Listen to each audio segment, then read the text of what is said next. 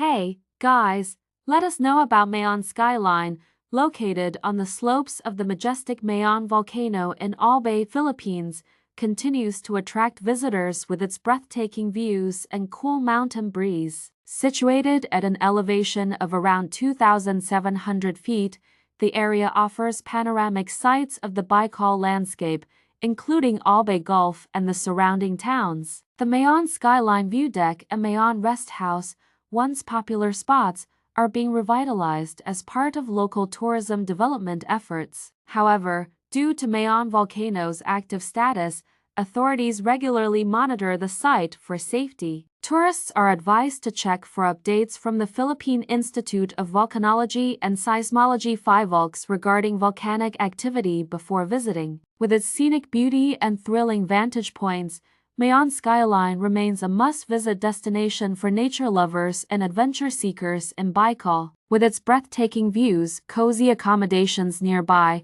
and authentic Bicolano cuisine. Watch out!